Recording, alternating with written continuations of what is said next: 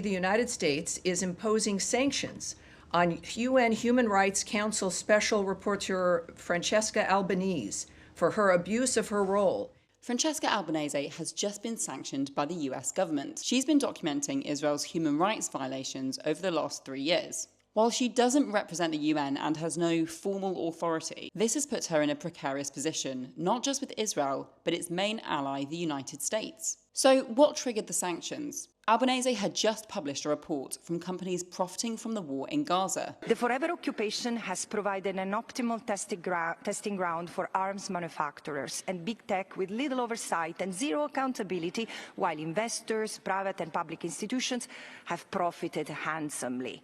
And it seems to have tipped the US over the edge. The paper listed over 60 companies, including household names like Microsoft, Amazon, and Google. Albanese said they were involved in the transformation of Israel's economy of occupation into one of genocide. In a furious press release, Secretary of State Marco Rubio accused Albanese of targeting Israeli politicians, open support for terror, and anti-Semitism.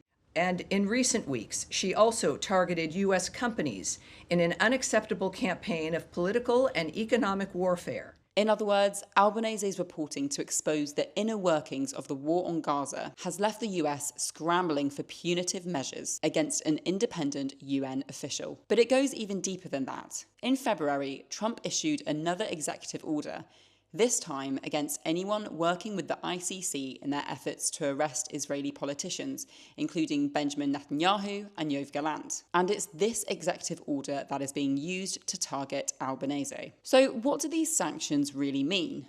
The purpose of sanctions is to isolate individuals, making their lives difficult through mobility and financial straitjackets. Firstly, these sanctions will affect Albanese's financial freedoms. They'll put the blocks on any investments or banking that she may have, as well as restricting transactions. She won't even be able to buy online from American stores. Next, Albanese's assets will be targeted. Any American real estate she may have will be frozen and any bank accounts made inaccessible. Finally, sweeping travel bans for Albanese and possibly her family. This will be particularly disruptive to Albanese as several UN offices are in the United States, including the General Assembly and the Security Council. So the important question is, will these sanctions work? Will Albanese stop her reporting? Well, Albanese has been quick to condemn the sanctions, calling them mafia-style intimidation techniques.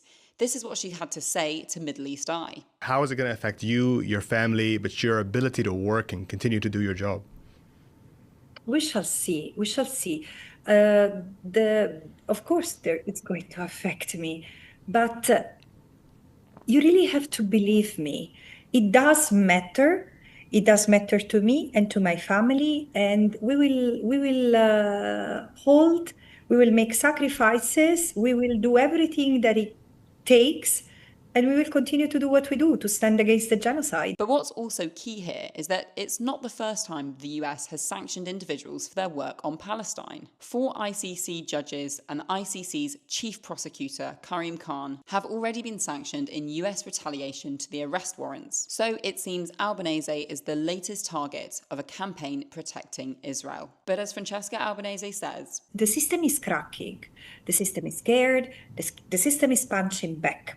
But it will only win, and the sanctions will only be eventually effective if we are scared, if we stop standing for one another, if we push instead really the masses to awaken and to regain control of their senses and push their governments to act in line with their constitutional obligations and international law, we will pull the brakes of this system.